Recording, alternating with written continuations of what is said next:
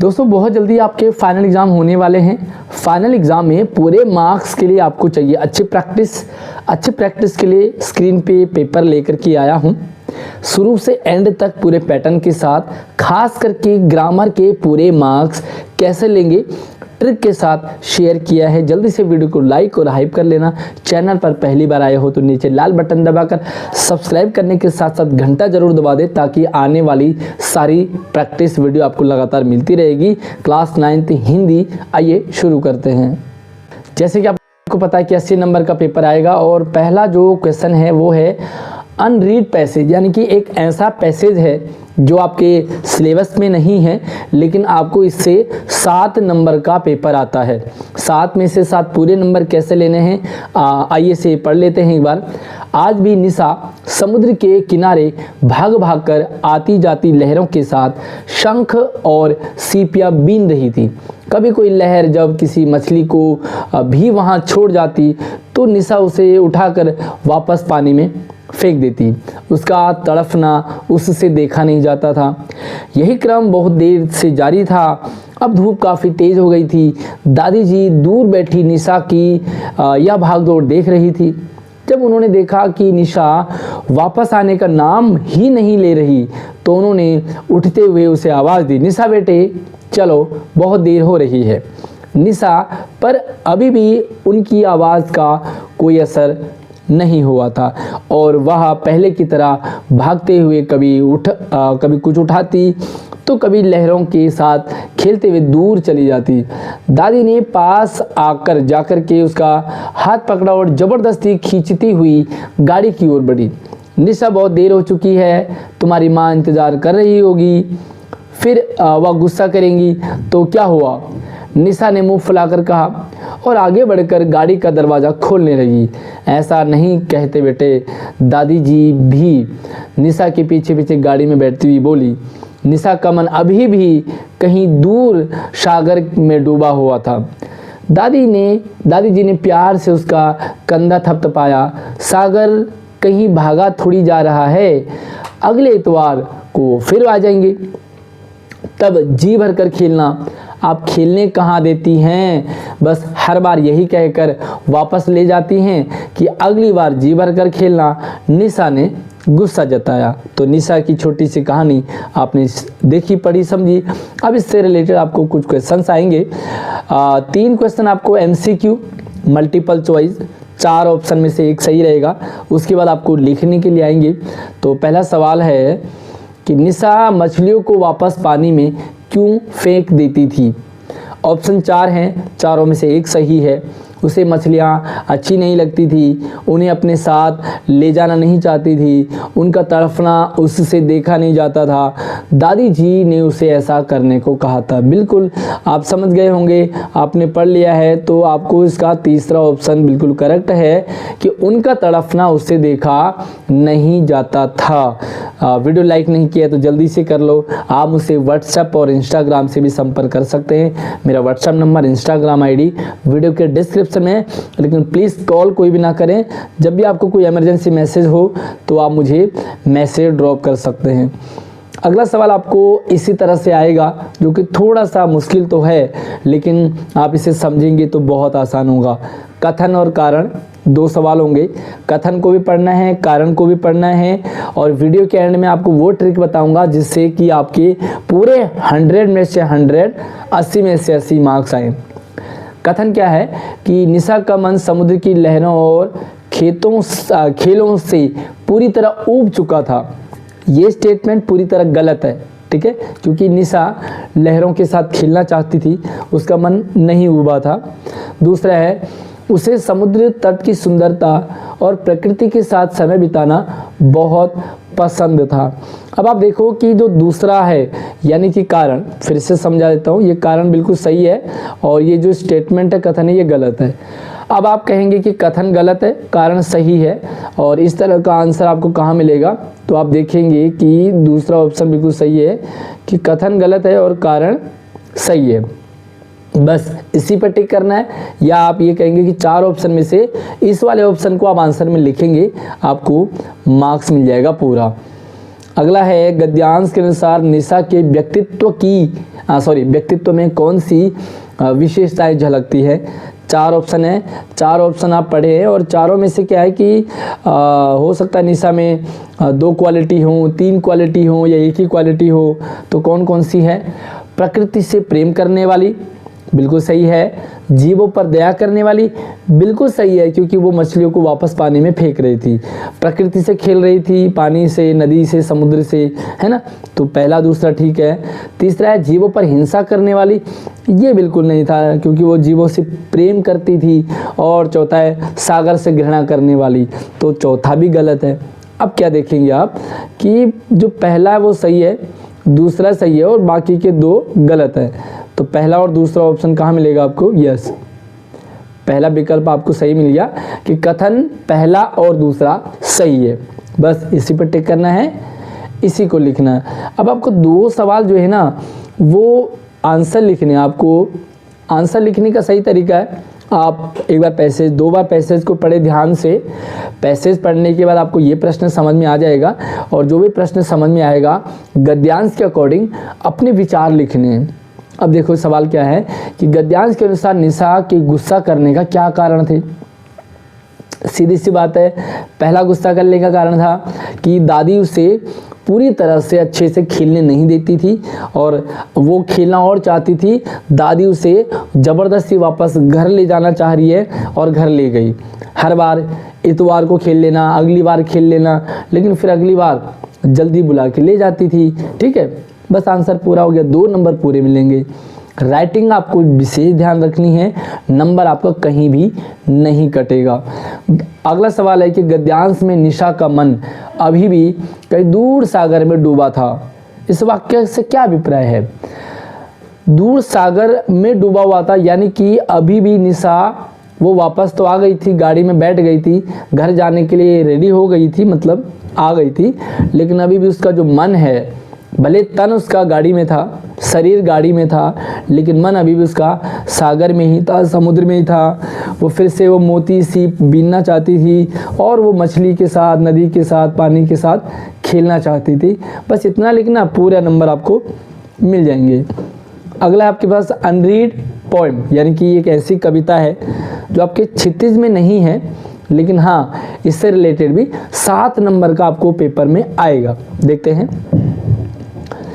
जिसे सूझकर भी नहीं सूझ पाता, नहीं बात बिगड़ी हुई जो बनाता, फिसलकर संभलना जिसे है न आता, नहीं पाँव उखड़ा हुआ जो जमाता। तो इस तरह से आप इस पूरी कविता को पढ़ेंगे।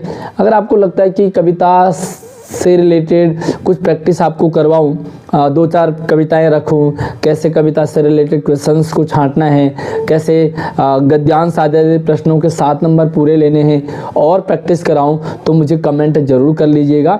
आप कौन से स्टेट से हैं, आप कौन से स्कूल में पढ़ते हैं, तो मुझे कमेंट में अपने स्कूल का नाम, अपना नाम, अपने स्टेट का नाम ज़रूर मेंशन करना, जिससे कि हमें ये लग जाए कि आप किस स्टेट से इस वीडियो को देख रहे हैं। तो वह वीडियो ज़्यादा लंबी ना हो, क्योंकि बच्चे बोर हो जाते हैं लंबी वीडियो से। हालांकि जो पढ़ने वाली वीडियो है, जो नॉलेज वाली वीडियो है, वो लंबी हो जाती है, थोड़ी सी बोरिंग हो, लेकिन नंबर चाहिए तो बोरिंग तो थोड़ा सा फील कर सकते हैं ना। कविता के अनुसार कैसा व्यक्ति जीवन में असफल होता है। सफल नहीं, असफल। जो समय पर सही निर्णय लेता है, भाई ऐसा व्यक्ति तो सफल हो जाता है। जो समय के साथ नहीं बदलता, ये गड़बड़ लग रहा है। जो गिरकर संभलना जानता है, ये भी सफल हो जाता है। जो डरपोक और आलसी नहीं है, ये भी सफल हो जाता है। तो असफल कौन होता है? जो समय के साथ नहीं चलता। इसका मतलब दूसरा ऑप्शन आपका करेक्ट हो गया। अगला प्रश्न है, काव्यांश में बुरे बीज अपने लिए बो रहा, पंक्ति से कवि का क्या मतलब है? अपने लिए बुरे बीज बो रहा है, इसका मतलब व्यक्ति अपने ही विनाश का कारण है। बंदा, जो इंसान है, वो अपने लिए खुद ही ऐसे बीज बोता है जिससे वो उसी में फिर मतलब अपने ही कर्मों से वो पीड़ित रहता है। तो आपका आंसर है कि व्यक्ति अपने ही विनाश का कारण है। हम खुद ही गलत काम करते हैं, फिर खुद ही उसमें फंस जाते हैं। फॉर एग्जांपल के लिए खुद ही पेड़ काटते हैं, फिर बाद में खुद ही ऑक्सीजन के लिए परेशान होते हैं, खुद ही इतना पॉल्यूशन करते हैं, फिर बाद में खुद ही सांस लेने से परेशान होते हैं। कथन और कारण वाला आ गया। 4 प्रश्न आपको कथन और कारण के आते हैं। अगर आपको चाहिए कि कथन और कारण से रिलेटेड और भी मैं आपको प्रैक्टिस करवाऊं तो भी आप मुझे कमेंट में ज़रूर बताइएगा। साथ में अगर आप मुझे व्हाट्सएप और इंस्टाग्राम से मेरे साथ संपर्क करना चाहते हैं तो इंस्टाग्राम पे फॉलो ज़रूर कीजिएगा, व्हाट्सएप पे फॉलो ज़रूर कीजिएगा। 1000 फॉलोवर हमें इंस्टाग्राम पे चाहिए, थोड़े से बचे हुए, तो जैसे ही 1000 हो जाते हैं हम आपके साथ लाइव भी जो टॉपिक शेयर करेंगे तो आप वहाँ पे 1000 फॉलोवर ज़रूर करवा दें। कथन है कि कवि ने निष्क्रिय और भयभीत व्यक्ति की आलोचना की है। बिल्कुल सही बात है। जो व्यक्ति निष्क्रिय है, जो डरा हुआ है, उसकी आलोचना की है इस कविता में। और दूसरा है कि ऐसा व्यक्ति समय के साथ चलने और परिस्थितियों से जूझने में असमर्थ होता है। बिल्कुल, कथन भी सही है, कारण भी सही है। अब ऐसा ऑप्शन कहाँ मिलेगा आपको? कथन सही है और कारण की सही व्याख्या करता है, तो आप लिखेंगे आंसर 3rd ऑप्शन को करेक्ट आंसर आपका हो जाएगा। अगला सवाल आपको लिखने वाले आएंगे। काव्यांश में कवि ने जागरूकता और कर्मशीलता को क्यों आवश्यक बताया? भाई डेफिनेटली आप कविता छोड़िए, जो जागरूक होगा, जो कर्मशील होगा, जो लगातार मेहनत करेगा, वो अपने जीवन में सफल हो जाएगा। बस यही बात कविता में बताइए कि हर इंसान को जागरूक होना चाहिए, हर इंसान को एक्टिव रहना चाहिए, अप टू डेट रहना चाहिए। अप टू डेट रह करके ही हम अपनी जो मतलब इच्छाएं हैं या सफल हो सकते हैं। कर्मशील होना चाहिए, कर्म करते रहेंगे। जो बच्चा जितनी प्रैक्टिस करेगा, जो बच्चा जितनी किताबों से खेलेगा, जो बच्चा एजुकेशनल चैनल, एजुकेशनल वीडियोज जितने ज़्यादा देखेगा, पॉसिबिलिटी मार्क्स उसके उतने ज़्यादा नंबर आने की है। अगर आप इंस्टाग्राम पे कमर लचकाने वालों की रील सरकाते रहोगे तो भाई एग्ज़ाम में अच्छे नंबर थोड़ी आएंगे। तो कर्मशील आपको बनना है, जागरूक बनना है, ठीक है। भर देना आपको इसी टॉपिक पे। और काव्यांश में सुख और दुख कसाला के बीच क्या संबंध बताया? भाई सुख, अगर आप जागरूक रहेंगे, पहले वाले प्रश्न से जोड़ें, अगर आप जितना जागरूक रहेंगे, जितना कर्मशील रहेंगे, उतना सुख मिलेगा आपको। और अगर आप जागरूक नहीं हैं, आप कर्मशील नहीं हैं, आप अच्छे कर्म नहीं कर रहे हैं, पढ़ाई नहीं कर रहे हो, प्रैक्टिस नहीं कर रहे हो, तो यही आपके लिए दुख यानी कि कसाला का कारण बन जाता है। बस आपको यही बना के अपना आंसर लिखना है। पूरे नंबर 2 नंबर आपको इसमें मिल जाएंगे। अब आपके पास आता है ग्रामर। ग्रामर में सबसे पहला टॉपिक है आपको उपसर्ग और प्रत्यय का। बढ़िया सी वीडियो बनाइए, कैसे उपसर्ग छांटना है, कैसे प्रत्यय अलग करना है, मूल शब्द की पहचान कैसे करेंगे, तो ये इस पर मैंने बढ़िया वीडियो बनाई है, हमारे चैनल पे हैं। इसी वीडियो के डिस्क्रिप्शन में भी मिल जाएगा। और अगर आपको नहीं मिलता है तो आप मुझसे व्हाट्सएप या इंस्टाग्राम से संपर्क कीजिएगा, मैं आपको पर्सनली वहाँ पे शेयर कर दूंगा। निर उपसर्ग से युक्त एक शब्द लिखेंगे, तो निर उपसर्ग से शब्द बहुत सारे हैं। निरपराध हो गया, निरपयोग हो गया, है ना, तो इस तरह से आप निरभिमान हो गया, है ना, तो इस तरह से आप बहुत सारे शब्द लिख सकते हैं। निर्दयी, निर्दय, ठीक है। प्रयोगशाला शब्द में निहित उपसर्ग लिखिए। प्रयोगशाला, तो उपसर्ग आपको लिखना है उपसर्ग प्रा, मूल शब्द है योग और प्रत्यय है प्रत्यय क्या है ये आप मुझे बताओ यार। सारी चीज़ें मैं बताऊंगा तो फिर आपको बिल्कुल मुझ पर डिपेंड हो जाओगे। आपका भी माइंड चलते रहना चाहिए। जहरीला शब्द में निहित प्रत्यय क्या है? प्रत्यय बाद में लगता है, कैसे समझेंगे प्रत्यय? तो मैंने बताया चैनल पे वीडियो बनाया है बहुत बढ़िया, आप उसे समझेंगे तो आपको उपसर्ग प्रत्यय से कोई भी सवाल गलत नहीं जाएगा। जहरीला शब्द में है ईला प्रत्यय है, ईला मूल शब्द है जहर। आवट प्रत्यय से शब्द बनाएंगे कड़वा आवट, तो रुकावट हो गया। इस तरह से और भी आप बहुत सारे लिख सकते हैं आवट से। जमावट हो गया, है ना। इस तरह से आप कोई भी कड़वाहट शब्द में प्रयुक्त मूल शब्द आपको बताना है तो कड़वाहट, इसमें क्या है आहट है, तो आहट जो है इसमें प्रत्यय है और कड़वा जो है मूल शब्द है। तो बस आपको कड़वा लिखना है, पूरे नंबर मिल जाएंगे। अगला समास है, तो समास की भी वीडियो बनाई है बहुत आसान सरल तरीके से। देश के लिए भक्ति, समास विग्रह के लिए समस्त पद लिखिए। तो देश के लिए भक्ति क्या है? देशभक्ति। बस आपको एक ही शब्द लिखना है, देशभक्ति, पूरा 1 नंबर मिल जाएगा। अगर मैं पूछूं आपसे कि देशभक्ति में समास कौन सा है, इसमें नहीं पूछा ना कि समास बताना, आपको सिर्फ समस्त पद बताना है। लेकिन आप मुझे कमेंट में बताओगे कि देश के लिए भक्ति, देशभक्ति में कौन सा समास है। कमेंट में अपना नाम, अपने स्कूल का नाम और आपके फेवरेट टीचर कौन है भाई, फेवरेट टीचर का नाम भी आप जरूर मेंशन करें। प्रतिवर्ष शब्द में प्रयुक्त समास का भेद बताइए। प्रतिवर्ष में समास, प्रति शब्द है, अव्यय है, इसलिए समास है अव्ययी भाव। काला पानी शब्द में निहित समास का भेद बताएं। काला पानी 2 शब्द है, विशेषण विशेष से संबंध है, तो कर्मधारय समास हो गया। नवरत्न समस्त पद में, तो समाहार शब्द जुड़ा हुआ है, नव रत्नों का समाहार, 9 रत्नों का समाहार। बस समस्त पद का विग्रह आपको करना है, 9 रत्नों का समाहार। बस मुझे समास का नाम बताए। तो भाई क्योंकि समास विग्रह करना है वो मैंने आपको बता दिया। अब समास कौन सा है? संख्या है पहले में 9, कौन से समास में संख्या आती है कमेंट में बता दीजिए। बहुव्रीहि समास का एक उदाहरण, गज है आनंद जिसके गजानन, दशानन, दश है आनंद जिसकी अर्थात रावण। इस तरह से आप कोई भी एक एग्जाम्पल लिख देंगे। अगला है अर्थ के आधार पर वाक्य भेद। शायद तुमने ठोकर मार कर जूता फाड़ लिया, प्रश्नवाचक में बदलेंगे, क्वेश्चन मार्क। तो क्या लिखेंगे कि तुमने ठोकर मारकर जूता फाड़ लिया, क्वेश्चन चिन्ह एंड में लगा दोगे, शुरुआत में शायद की जगह क्या लगा दोगे, प्रश्नवाचक बन गया।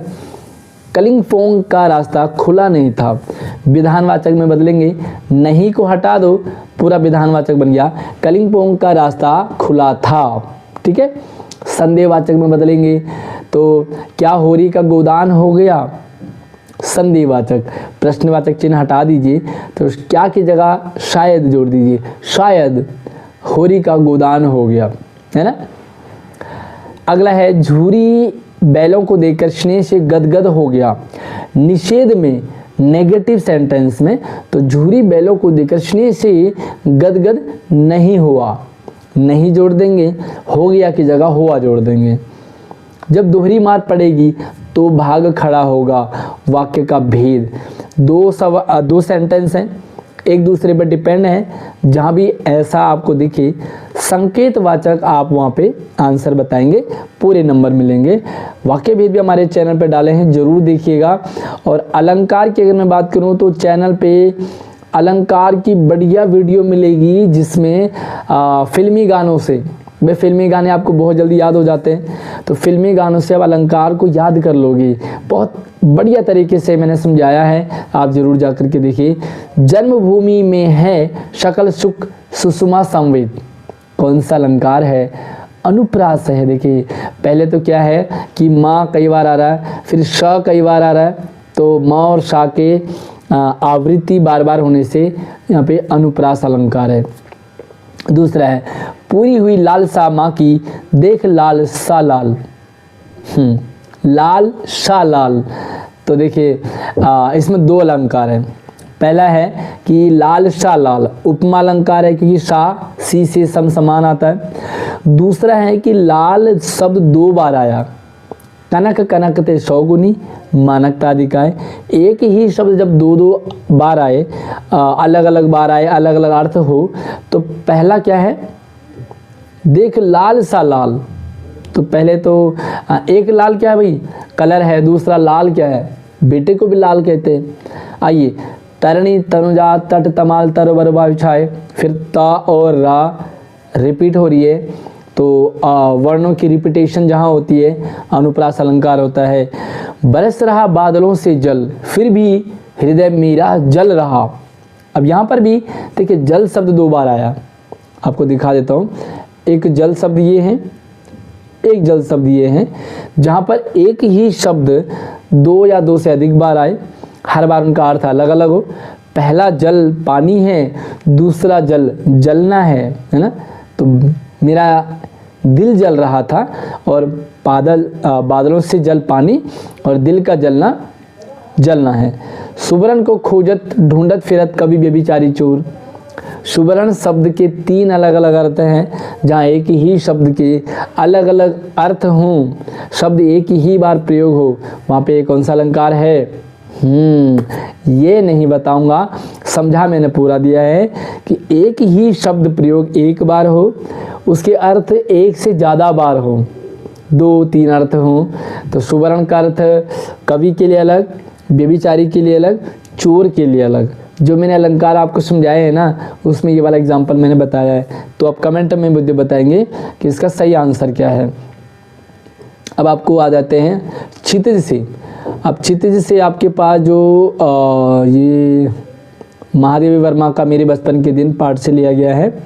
देखो यहाँ पे ये पाठ तो आपने पढ़ा ही होगा क्षितिज से। अब आप ये देखोगे तो पूरा पाठ पढ़े हैं, आप पहले पढ़ चुके हैं, पैसेज पढ़े ताकि आपका टाइम वेस्ट ना हो। मैं आपको सीधा पहले प्रश्न पे ले चलता हूँ। पहला प्रश्न है, गद्यांश के अनुसार लेखिका के परिवार के बारे में कौन सी बातें सही है? वीडियो लाइक नहीं किया है तो लाइक करने में कंजूसी नहीं, हाइप भी कर लेना, फ्री रहता है। और हाँ, सब्सक्राइब कर लो भाई, क्योंकि इसी तरह से प्रैक्टिस आपके एग्ज़ाम तक मैं बढ़िया प्रैक्टिस कराऊंगा। सारे सैम्पल पेपर, सारे पेपर्स, सारे नोट्स आपके लिए शेयर करूंगा। तो गलत स्टेटमेंट कौन सी है? सही, परिवार में 200 वर्ष तक कोई लड़की नहीं हुई थी, बिल्कुल सही बात है। परिवार की कुलदेवी दुर्गा थी, ये भी सही बात है। परिवार में अंग्रेजी और हिंदी का समान वातावरण था, ऐसा नहीं है, क्योंकि हिंदी का तो कहीं बोलबाला था ही नहीं। पिता फारसी और उर्दू जानते थे, ये भी गलत है। यानी कि अगर मैं आपको बताऊं तो पहला सही है, दूसरा सही है, तीसरा गलत, चौथा गलत। तो पहला और दूसरा ऑप्शन का है, पहला और दूसरा, बिल्कुल ये सबसे लास्ट वाला आपका ऑप्शन सही है, पहला और दूसरा। अगला, गद्यांश में परम धाम भेजने का प्रयोग किस अर्थ में को व्यक्त करने के लिए किया? तो परम धाम भेजना मतलब मार देना, परम धाम भेज देना, तो हत्या कर दी जाती थी लड़कियों की। आ गया भाई कथन और कारण वाला। लेखिका ने उर्दू फारसी उत्साह से सीखी, ऐसा नहीं है, कथन ही गलत है। दूसरा है कि लेखिका की उर्दू फारसी में बहुत रुचि थी, ऐसा भी नहीं है। तो पहला स्टेटमेंट भी गलत है और कारण भी गलत है। अब देखो सबसे लास्ट वाला देखोगे तो कथन और कारण दोनों गलत है, ठीक है। अगला देखो, गद्यांश के अनुसार माँ से जुड़ी कौन सी बातें सत्य है? माँ जबलपुर से आई थी, वह उर्दू जानती थी, नहीं। उनकी रुचि विशेष गीता में थी, हाँ। वह धार्मिक थी, ये भी सही है। यानी कि पहला, तीसरा, चौथा कहाँ है भाई? पहला, तीसरा, चौथा, यस। हाँ, दूसरा न छोड़ करके पहला, तीसरा, चौथा आपका सही ऑप्शन है। गद्यांश के अनुसार लेखिका के पिता की कौन सी भाषा, लेखिका के पिता को कौन सी भाषा आती थी? पिता जो है वो अंग्रेजी जानते थे, तो अंग्रेजी उनकी भाषा थी। अब आपको यहाँ पे गद्यांश से रिलेटेड कुछ क्वेश्चंस हैं। 4 सवाल है, चारों में से 3 करने हैं। आइए देखते हैं चारों प्रश्नों को। यहाँ से लेखिका महादेवी वर्मा सुभद्रा जी को चांदी के कटोरी में खीर क्यों नहीं खिला पाई? क्योंकि उससे पहले तो महात्मा गांधी जी ने कटोरा सुभद्रा महादेवी वर्मा से ले लिया था। उन्होंने महात्मा गांधी को दिखाया था, गांधी जी ने कहा कि देश सेवा के लिए दे दो, और वो ले गए। तो जब उनके पास कटोरा है ही नहीं तो कहाँ से खिलाएंगी? ठीक है, आप इसको आंसर ऐसे लिखें बना के। पाठ प्रेमचंद के फटे जूते के आधार पे हरिशंकर परसाई के लेखन की 2 विशेषताएं। पहली विशेषता है कि जो हरिशंकर परसाई जी हैं वो व्यंग्यात्मक शैली में लिखते थे, व्यंग्य किया उन्होंने। दूसरा ये है कि जो उच्च वर्ग वाले दिखावटी वाले लोग हैं उन पर कमेंट पास किया है, उन पर मतलब व्यंग्य किया, कमेंट किया है, बस लिख देंगे आप। पाठ सांवले सपनों की याद सालिम अली की पक्षियों के प्रति चिंता को व्यक्त करता है। आपके अनुसार वर्तमान समय में पक्षियों को किन खतरों का सामना करना पड़ रहा है? सालिम अली से रिलेटेड, लेकिन आपने बताना है कि आजकल पक्षियों को क्या प्रॉब्लम हो रही है। पहली प्रॉब्लम, लोगों ने पेड़ काट दिए, जंगल कट रहे हैं, तो जो पेड़ों के जो आशियाना होता है चिड़ियों का, जो उनका घोंसला वगैरह है वो टूट जाता है, वो फिर घर कहाँ बनाएंगे। दूसरा ये कि लोग जो है उनकी केयर नहीं करते हैं, गर्मियों में पानी के बिना मर जाते हैं, सर्दियों में ठंड से मर जाते हैं। ठीक है, इस तरह से आप पक्षियों के खतरे के बारे में एक मुझे आप कमेंट करके बताएंगे कि और पक्षियों को क्या खतरा है। शहर में लोग पतंग बहुत उड़ाते हैं, पतंगों से जो चिड़िया है वो उनके पंख कट जाते हैं, मर जाते हैं, च्युइंगम चबा के थूक देते हैं, कई सारी चीज़ें आप एक मुझे कमेंट में ज़रूर बताइएगा। पाठ दो बैलों की कथा से एक उदाहरण देते हुए सिद्ध कीजिए कि हीरा मोती सच्चे मित्र थे।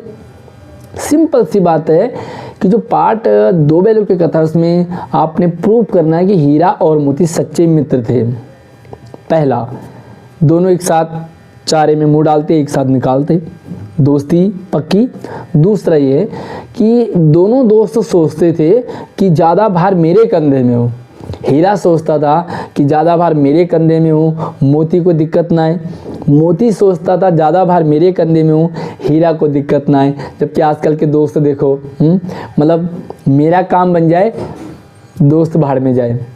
साथ में जब वो काम करते थे या हीरा को चोट लगती थी तो मोती को दिक्कत आती थी, मोती के दर्द को हीरा समझता था, है ना। तो इस तरह से, और कांजी हाउस में एक दूसरे को छोड़ के वो गए नहीं।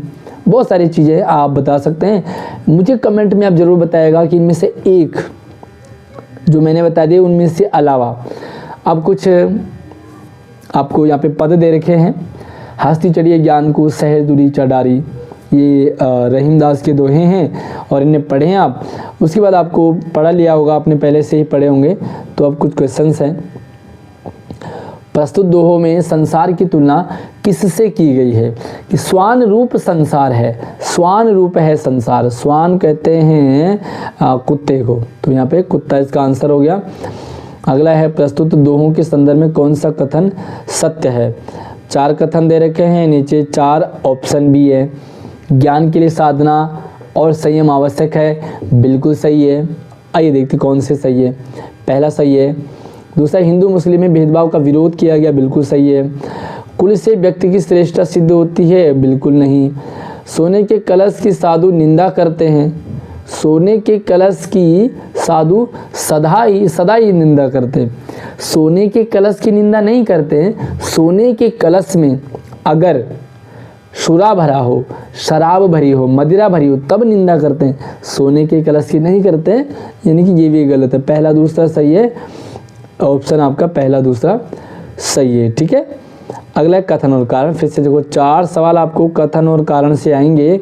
बस आपको क्या करना है, कथन और कारण वाले सवालों को अच्छे से आप प्रैक्टिस करके जाएंगे। अगर आप चाहते हैं कि मैं आपकी प्रैक्टिस करवाऊं, क्योंकि कथन और कारण वाले सवाल ना सिर्फ हिंदी में आएंगे और भी आपको साइंस में आएंगे, SST में आएंगे। ठीक है, कवि ने राम रहीम की एकता दर्शाने के लिए आटे और मैदा का उदाहरण दिया है, बिल्कुल सही है। आटा और मैदा दोनों ही गेहूं से बनते हैं। वैसे राम रहीम एक ही ईश्वर के रूप हैं, ये भी सही है। यानी कि कथन भी सही है, कारण भी सही है। अब देखो कौन सा है इसमें, कथन सही है, कारण की सही व्याख्या है, बिल्कुल ये वाला ऑप्शन आपका करेक्ट हो गया। अगला है, प्रस्तुत दोहों के अनुसार काबा और काशी क्या है? तो काबा और काशी भी सीधी सी बात है, 2 तीर्थ स्थलों के नाम है। काबा मुस्लिम तीर्थ स्थान है और काशी हिंदुओं का तीर्थ स्थान है। प्रस्तुत दोहों के अनुसार व्यक्ति की प्रशंसा किस आधार पे होनी चाहिए? तो व्यक्ति के आधार पे ऊंचे कुल का जन्मिया करनी ऊंच न होए, कर्म, तो कर्म ऊंचे होने चाहिए। हमारी जो तारीफ है वो कर्मों से होती है। जाति में आप किसी भी जाति में पैदा हो जाओ, किसी अच्छे कुल में पैदा हो जाओ, खूब पैसे वाले हो जाओ, अगर आपके कर्म खराब है ना तो आपकी लोग ठीक ठीक है, लोग आपकी चापलूसी कर सकते हैं लेकिन आपकी तारीफ़ नहीं कर सकते। ठीक है, तो हमारा चैनल आपको कितनी मदद करता है, आप हमारी भी थोड़ी सी तारीफ़ ज़रूर करें अगर आपकी मदद होती है तो। अब आपको 4 सवाल आ गए, चारों में से 3 करने हैं। यदि किसी भी समाज में बच्चे काम पे जा रहे हैं तो समाज में क्या कमियां विद्यमान हैं। किसी भी समाज में अगर बच्चे काम पे जा रहे हैं, आपने देखा होगा कि किसी घर में ऐसी प्रॉब्लम हो जाती है, कोई काम पे जाते हैं, कोई ऐसा समाज है जिस समाज में बच्चे ज़्यादा काम करते हैं, या तो उनमें अज्ञानता है, पढ़ाई को वैल्यू नहीं दे रहे, या उनकी ऐसी कंडीशन है, या उनको पैसों की आदत पड़ गई है इसलिए वो काम पे जा रहे हैं। छोटे छोटे बच्चों को अगर पैसे मिलने लग जाए ना तो वो स्कूल ना जा कर के पैसे कमाने के पीछे भागते हैं, जबकि अभी अगर आप मेहनत कर लोगे तो बाद में आपको बहुत सुख मिलेगा, अच्छा सुख मिलेगा, नौकरी अच्छी होगी, पैसा अच्छा होगा, अच्छी इज्जत मिलेगी, है ना। कविता मेघ आए में मेघों के आने पर पेड़ और तालाब ने क्या किया, तो पेड़ झुक झांकने लगे, गर्दन उचकाए। तो पेड़ जो वो झांकने लगते हैं बड़े बुजुर्गों की तरह, जो हमारे बड़े हैं वो झुकते हैं, और जब दामाद आता था उसकी सेवा वेलकम में। तालाब क्या करता है, तालाब पानी परात भर लाया, और मेहमान के पैर धोने के लिए तालाब क्या करता है, पूरा पानी भर के ले आया ताकि दामाद के पैर धुल सकें। कविता ग्रामश्री में वर्णित गाँव की विशेषता, भाई गाँव की विशेषता मुझसे पूछिए आप, क्योंकि मैं गांव का हूं। उत्तराखंड देवभूमि बहुत पसंद है। हमारा एक चैनल है पहाड़ी यादें पहाड़ी बातें, इसी वीडियो के डिस्क्रिप्शन में उसका लिंक भी है, आप जा कर के ज़रूर देखें, मज़ा आएगा आपको। मतलब पहाड़ क्या गज़ब है, पहाड़ गांव क्या गज़ब चीज़ है। अब ये कविता में ग्रामश्री में जो सुमित्रा नंदन पंत है उन्होंने उत्तराखंड के पहाड़ों की बात की है। क्या खेत बढ़िया लबलबालब फसल लगती है, बड़े अच्छा वहाँ का माहौल होता है, सुंदर वातावरण होता है, ठंडी ठंडी हवाएं होती है, शुद्ध हवा, शुद्ध पानी, सारा शुद्ध है। तो गांव की विशेषता बता दोगे आप, ठीक है।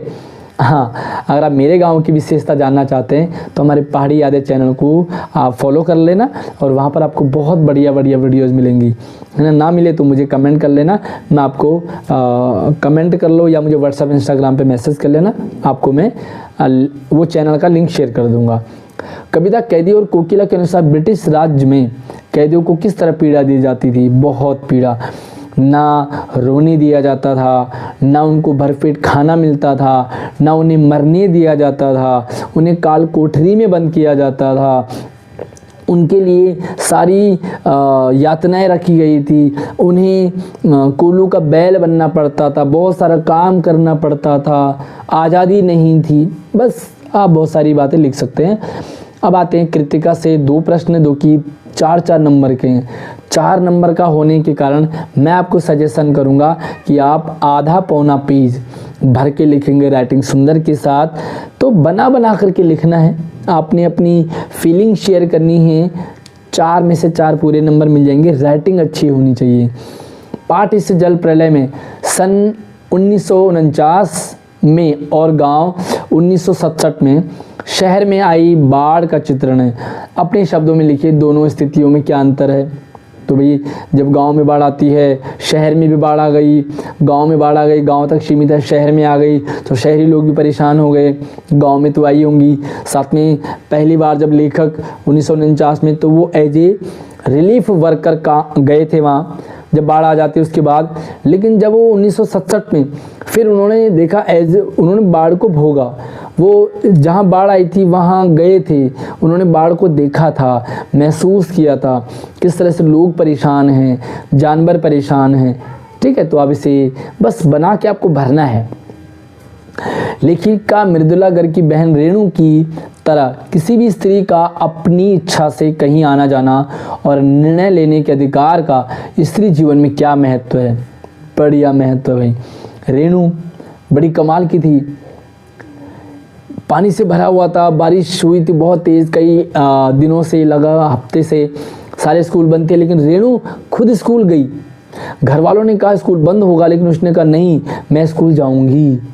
आज के समाज में या हमारे पिछले समाज में भी लड़कियों को बंद करके रखा जाता था। आज तो खैर नहीं है, आज तो लड़कियां बहुत कुछ कर रही हैं, बहुत कुछ काम कर रही है, कई सारी लड़कियां बहुत अच्छा काम कर रही हैं, कई सारे गंदे भी काम कर रहे हैं, ठीक है। लेकिन आप अच्छे कामों को समझिए और उन्हीं की तरह महिलाओं को कहीं भी आने जाने का अधिकार होना चाहिए। जब वो कहीं भी आएंगे जाएंगे, अपनी मनपसंद से करियर चुनेंगे, अपनी पसंद से देश चलाएंगे। देखो हमारे दिल्ली की वर्तमान मुख्यमंत्री महिला है, पिछली जो मुख्यमंत्री थी वो भी महिला है, हमारी राष्ट्रपति भी महिला है। तो भैया महिलाओं का, हमारी प्रधानमंत्री महिला रह चुकी है। आप ये देखिए महिला कहाँ कहाँ नहीं काम कर रही है, ठीक है। तो महिलाओं को आगे आना बहुत मतलब अपनी इच्छा से करियर चुनो, अपनी इच्छा से लेकिन हाँ ये ध्यान रखना, अपनी इच्छा यहाँ पर ये भी है कि लड़कियाँ पता नहीं कहाँ चली जाए अपनी इच्छा से। थोड़ा वहाँ पे आप ज़रूर अपना ओपिनियन रख सकते हैं कि लड़कियाँ जो है कहीं भी का मतलब क्या है कि गलत जगह ना जाएं।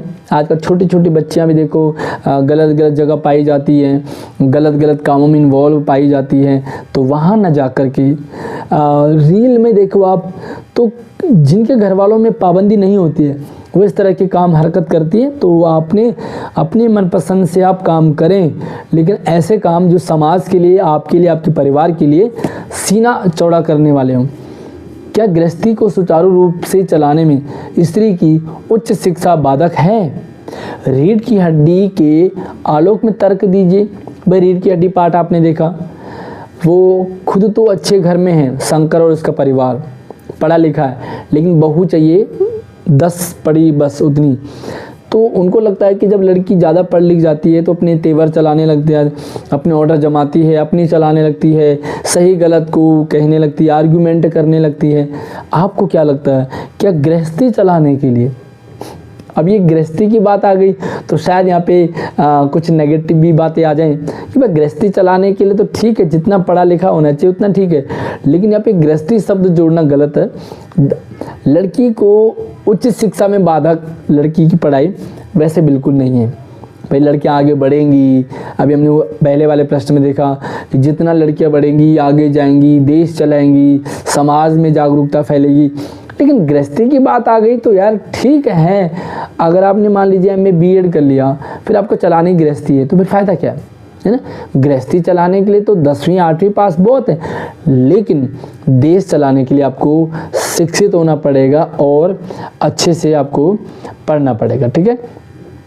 अब आपको रचनात्मक लेखन में 6 नंबर का आपको आएगा एक अनुच्छेद में आपको लगभग पूरा पेज भरना है। ध्यान रखें, बस भर देना है, कोई नहीं पढ़ता इतना, बस स्टार्टिंग अच्छी होनी चाहिए, राइटिंग अच्छी होनी चाहिए, सारे टॉपिक आप इंक्लूड कर देंगे, भर दें पूरा। 6 में से 6 नंबर मिल जाते हैं। माँ त्याग एवं स्नेह की मूर्ति है, भाई माँ के बारे में लिखना। माँ सबके घरों में होती है, भर दो माँ के बारे में। जीवन की पहली गुरु है, स्टार्टिंग में माँ ही सब कुछ सिखाती है, चलना है, किसके साथ कैसे रहना है, बोलना है, उंगली पकड़ना है, छोटे छोटे शब्द हैं, सब माँ सिखाती है। प्रेम और सुरक्षा के प्रतीक हैं, वे प्रेम भी करती हैं, सेफ्टी भी माँ करती है। माँ के प्रति हमारे कर्तव्य क्या हैं, वे माँ की आंखों में आंसू ना आए, माँ को हम कितना खुश रख सकते हैं, बस भर दो पूरा माँ के बारे में। और यार माँ के बारे में ना जितना लिखो उतना कम पड़ेगा। अब लेकिन मुझे कमेंट में आप अपनी माँ के लिए एक लाइन ज़रूर लिखेंगे, वीडियो रोकें, अपनी माँ के लिए एक प्यारी सी लाइन, जो भी आपको अपनी माँ के लिए ओपिनियन लगता है, फीलिंग्स आ रही है वो शेयर कर दो। अगला है आपके लिए सोशल मीडिया वरदान या अभिशाप। आजकल गिरफ्त में आ चुके हैं सोशल मीडिया के, बच्चा क्या बूढ़ा क्या जवान, हर कोई सोशल मीडिया की चपेट में है। अब आप क्या करेंगे, देखो वरदान या अभिशाप आपको क्या लगता है आप वही लिखेंगे। जागरूकता फैलाना, बिल्कुल सही बात है भाई। सोशल मीडिया क्या करता है, जागरूकता फैलाता है, हमें कई सारी चीज़ों के बारे में जानकारी देता है। इवन जब मैं क्लास में कुछ फैशन के बारे में पढ़ा रहा था तो मुझे ही बच्चों ने बताया कि उर्फ़ी जावेद जैसी फैशन वाली नहीं चाहिए। फिर मैंने कहा उर्फ़ी जावेद क्या है, क्योंकि मैं सोशल मीडिया के उर्फ़ी जावेद से परिचित नहीं था। फिर बच्चों ने मुझे बताया, तो हमें जानकारी सबकी होनी चाहिए। इसीलिए जब हम सबकी जानकारी रखेंगे तो हम सही और गलत को कैटेगराइज कर पाएंगे। जागरूकता फैलाती है सोशल मीडिया, समय की भी बर्बादी है। एक रील सरकाते जाओ। इवन कई बार मैं भी मैं वीडियो बनाने के लिए आता हूँ और जब सोशल मीडिया सरकाने लग जाता हूँ तो मेरा घंटा बीत जाता कई बार। तो यार ये भी बात है, विवेकपूर्ण उपयोग, आपने अपने दिमाग से इसका उपयोग करना है। यूज़ करें, लिमिटेड करें, क्या देखना है, कब देखना है, कितना देखना है, बस इसकी पाबंदी होनी चाहिए। अगर आप सिर्फ रील सरकाते रहोगे तो यार इतनी लंबी वीडियो पढ़ने लिखने वाली आप देख ही नहीं पाओगे। ठीक है, तो ये विवेकपूर्ण। साथ में पर्यावरण संरक्षण और हमारी जिम्मेदारी। भाई पर्यावरण में बहुत असर हो रहा है, बचाना जरूरी है पर्यावरण को, हमारी जिम्मेदारी है। टॉपिक है प्रदूषण। प्रदूषण फैल रहा है, बचाएंगे कैसे? पर्यावरण संरक्षण करना है, पेड़ लगाने हैं, पेड़ काटने नहीं हैं, और जो भी पॉलीथीन वगैरह है उसका प्रयोग कम करेंगे। बस भरना है आपने। सरकार और नागरिकों की भूमिका, भाई सरकार भी अपनी भूमिका निभाए, नागरिक भी अपनी भूमिका निभाए और ऐसे काम ना करे जिससे पर्यावरण को नुकसान पहुँचे। इवन मैं क्या करता हूँ, मेरी क्लास में प्लास्टिक का कूड़ा बच्चे बोतल में भरते हैं, एक बोतल में भरते हैं, प्लास्टिक का कूड़ा बाहर वेस्ट नहीं करते हैं। तो आप भी कर सकते हैं और आप हमारे चैनल पे वीडियो देख सकते हैं कि प्लास्टिक का कूड़ा मैंने किस तरह से अलग रखा हुआ है और जो है बच्चे प्लास्टिक जो भी रैपर वगैरह होते हैं उसमें डालते हैं। इससे क्या है कि पर्यावरण जो संरक्षण है उसमें हमारी क्लास मदद करती है। आप अपने घरों में भी कर सकते हैं, अपनी क्लास में भी ज़रूर मेंशन करेंगे इस रूल को। आगे पत्र हैं, पत्र दो आते हैं, एक औपचारिक एक अनौपचारिक। देखते हैं औपचारिक पत्र में आपको क्या दिया है।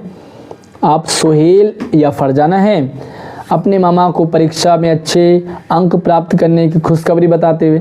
भैया आपने अच्छे नंबर लाए, मेरी वीडियो देखी, बढ़िया नंबर आ गए, हिंदी में 100 में से 100, 80 में से 80। अपने मामा को बताएंगे मामा मेरे 50 में से 80 में से 80, 100 में से 100 नंबर आए। अच्छा लगेगा मामा को भी। पत्र लिखेंगे, मेरे प्यारे मामा, मेरे प्रिय मामा, मेरे आदरणीय मामा, जो भी आप लिखना चाहोगे। उसके बाद लिखेंगे कैसे हो, अपने हालचाल बताएं, थोड़ा घर के हालचाल बताएं। फिर आप बताएं कि मामा मैं बहुत खुश होकर के आपको पत्र लिख रहा या लिख रही हूँ, क्योंकि मुझे बताते हुए बड़ी खुशी हो रही है कि मेरे इस बार आशीष सर के चैनल के माध्यम से मेरे 80 में से 80 नंबर आए। बहुत बढ़िया पढ़ाते हैं। आप भी अपने घर में आपके भाई बहन होंगे, मामा की लड़के लड़कियां, तो उनको भी सर के चैनल आप उनको लिंक शेयर कर दो। इस तरह से आप भरो ना, बस पूरे नंबर आपको मिल जाएंगे। या तो आप आरती हैं या अमर हैं। आपके शहर में बढ़ती यातायात अव्यवस्था और दुर्घटनाओं पर ध्यान आकर्षित करते हुए दैनिक समाचार पत्र में, मुझे लगता है थोड़ा सा ये आपको टफ पड़ेगा बट फिर भी आसान है कि आपको क्या लिखना है कि आपके शहर में जो यातायात है वो अव्यवस्था है। कभी गाड़ियाँ बहुत सारी आती हैं, कभी गाड़ियाँ आती नहीं है, रफ गाड़ियाँ चलाते लोग, फिर दुर्घटनाएं भी होती है। तो इन बातों को अपने समाचार पत्र में प्रकाशित करना है संपादक को कि भैया आप इस चीज़ को समाचार पत्रों में, अपने समाचार पत्र में छापिए, हमारे इलाके में इस तरह की प्रॉब्लम आ रही है। अगला आपके पास टॉपिक है, आप इसको ध्यान से समझेंगे कि दो टॉपिक है। पहला है ईमेल लेखन, दूसरा है आपके लिए लघु कथा। तो कौन सा टॉपिक आपके लिए आसान पड़ेगा वो आपको समझना है। ईमेल कैसे लिखना है और लघु कथा कैसे लिखनी है, दोनों टॉपिक पर मैंने वीडियो बनाया हुआ है। देखिए जो ईमेल है वो पत्र की तरह होता है, लेकिन थोड़ा सा उसका पैटर्न चेंज होता है। हमारे चैनल पे वीडियोज है, ईमेल लेखन की है, पत्र लेखन की है, लघु कथा लेखन की है, समास की है, साथ में जो इसके बाद आपको आएगा क्या कहते हैं संवाद लेखन की है। तो सारे टॉपिक की है। ईमेल लेखन आपको कितना आसान लगता है या लघु कथा? छोटी कहानी बनानी है। देखिए कहानी क्या है कि बच्चे का हमेशा मोबाइल में व्यस्त रहना, पढ़ाई में पीछे होते जाना, घंटों ऑनलाइन खेल खेलने की आदत, माता पिता से बात न करना, सहपाठियों द्वारा मजाक एहसास होना। तो आपको इस तरह से कहानी बनाएंगे कि एक बच्चा है, कुछ भी नाम लिख देंगे, हमेशा मोबाइल में रहता था, स्कूल आएगा मोबाइल छोड़ता है, स्कूल जाते घर जाते फिर मोबाइल में लग जाता है, खाना खाता मोबाइल के साथ, पढ़ता लिखता है नहीं, मोबाइल में ही लगा रहता है, गेम खेलता रहता है, सोशल मीडिया पे लगा रहता है, चैटिंग करता रहता है और सरकाता रहता है। भर दो। फिर क्या हुआ कि धीरे धीरे वो अपने माता पिता से अलग रहने लगा, अलग रूम की डिमांड करने लगे, अलग रूम में रहना, फिर वहाँ पूरी देर रात तक मोबाइल चलाते रहना है, चिड़चिड़ा स्वभाव हो जाना धीरे धीरे, और सहपाठियों द्वारा उसका मजाक बनाया जाना क्योंकि उसके नंबर कम आए मोबाइल चलाने के लिए, रात में ऑनलाइन रहने के लिए जो दोस्तों ने मजाक बनाया। फिर उसको एहसास होता है कि भाई मैंने अपना कई सारा टाइम बर्बाद कर दिया सोशल मीडिया और मोबाइल के कारण, एहसास होता है। फिर अपना मोबाइल छोड़ के फिर पढ़ाई में लगेगा और फिर लिखेंगे उसने सोशल मीडिया मोबाइल को कम कर दिया और अब वो अच्छी पढ़ाई करता है, आशीष सर के चैनल से पढ़ता है, अब उसके अच्छे नंबर आ रहे हैं। ठीक है, बस यही है। और एक क्यों आपके पास ये आएगा संवाद लेखन या सूचना लेखन, तो दोनों टॉपिक पर मैंने वीडियो बनाया है। माँ और बेटी के बीच में आत्मनिर्भरता के महत्व एवं लाभ के विषय में चर्चा करनी है। आत्मनिर्भरता, हमें कैसे आत्मनिर्भर बनना है। एक माँ बेटी ऐसे करेंगे कैसे, यहाँ लिखेंगे माँ, यहाँ बेटी, यहाँ माँ, यहाँ बेटी, यहाँ माँ या बेटी, और क्या माँ बोल रही है, क्या बेटी ने जवाब, सवाल जवाब दोनों की बातें होंगी। और इसमें आप बता सकते हैं कि भाई किस तरह में आत्मनिर्भर होना चाहिए। बेटी बोल रही कि माँ मैंने एक चैनल खोला हुआ है और वो उस पर मैं वीडियो बनाना चाहती हूँ। फिर माँ बोले कि हाँ ठीक है, उनसे हेल्प ले लेना, अगर आपको हेल्प लेनी है तो मुझसे भी हेल्प ले सकते हैं। तो इससे क्या है कि आत्मनिर्भर बनेंगे। आपने चैनल बनाया और आप पढ़ाई के साथ साथ में चैनल पे काम कर रहे हो, अपना टैलेंट दिखा रहे हो, फिर आप उससे कमाई भी करोगे, तो पढ़ाई भी हो रही है, कमाई भी हो रही है, आत्मनिर्भर बनोगे।